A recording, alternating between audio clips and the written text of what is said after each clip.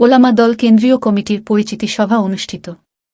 বিস্তারিত দেখুন সুলতান মাহমুদের পাঠানো তথ্য ও ভিডিও চিত্রে।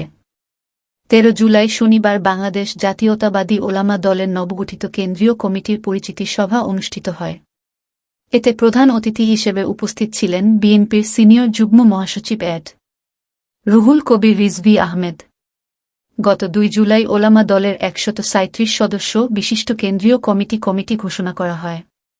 নয়াপল্টনস্থ ভাসানী ভবনে ওলামা দলের পরিচিতি সভায় আরও উপস্থিত ছিলেন বিএনপির যুগ্ম মহাসচিব শহীদ উদ্দিন চৌধুরী অ্যানি, ধর্ম সম্পাদক রফিকুল ইসলাম জামাল সহ ধর্ম বিষয়ক সম্পাদক এটিএম আব্দুল বারী ড্যানি, ওলামা দলের কেন্দ্রীয় আহ্বায়ক মাওলানা মোফসেলিম রেজা, সদস্য সচিব অ্যাডভোকেট মাওলানা আবুল হোসেন, সিনিয়র যুগ্ম আহ্বায়ক মাওলানা আলমগীর হোসেন, যুগ্ম আহ্বায়ক মাওলানা কারি গোলাম মোস্তফা, মাওলানা দেলোয়ার হোসেন সহ সিনিয়র নেতৃবৃন্দ। প্রধান অতিথির বক্তব্যে অ্যাডভোকেট রুহুল কবির রিজভী আহমেদ বলেন, বাংলাদেশের মানুষ ধর্মপরায়ণ, এদেশের মানুষ আলেম ওলামাদেরকে ভালোবাসেন, সম্মান করেন।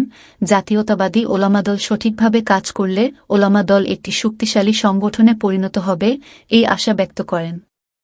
বিএনপির ধর্ম বিষয়ক সম্পাদক জনাব রফিকুল ইসলাম জামাল ও বিএনপির সহধর্ম বিষয়ক সম্পাদক আব্দুল বারী ড্যানি জাতীয়তাবাদী ওলামা দলকে শক্তিশালী সংগঠন হিসেবে গড়ে তোলার জন্য সকলকে ঐক্যবদ্ধ হয়ে কাজ করার আহ্বান জানান।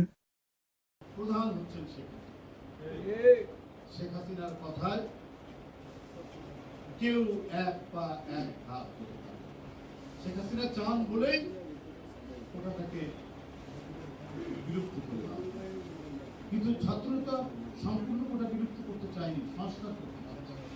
কারণ যে বিভিন্ন নামে মুক্তিযোদ্ধাদের সন্তান সন্ততি, মুক্তিযোদ্ধা যারা ছিলেন তাদের সন্তান তো আর এখন ভর্তি হওয়ার বয়স করে, তার নাম মানে নাতি নাতি সেইটার নাম করে মোয়াজ্জেম হোসেন ডিডিসি ছিল, সাবেক সভাপতি হাফেজ মাওলানা আব্দুল মালিক, মাওলানা আব্দুল মজিদ, দিন মোহাম্মদ কাসিমি, শামসুর রহমান বেনু, ডক্টর শরীফুল ইসলাম, মোশাররফ হোসেন, নুরুল ইসলাম, মাওলানা নুরুল ইসলাম, মাওলানা মোহাম্মদ মঞ্জুরুল ইসলাম, কাজী মোহাম্মদ আজহারুল ইসলাম সহ যে সকল ওলামা দলের নেতৃবৃন্দ ইতিমধ্যে আমাদের মাঝ থেকে হারিয়ে গেছেন, মৃত্যুবরণ করছেন। তাদের রূহের মাগফিরাত কামনা করছি।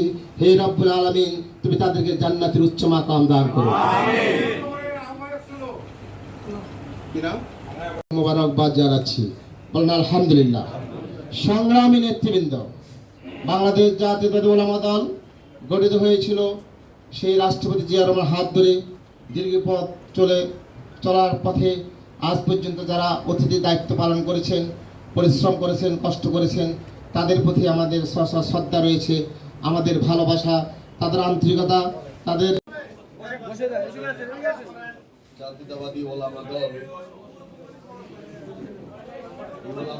কেন্দ্রীয় কমিটি আজকে যে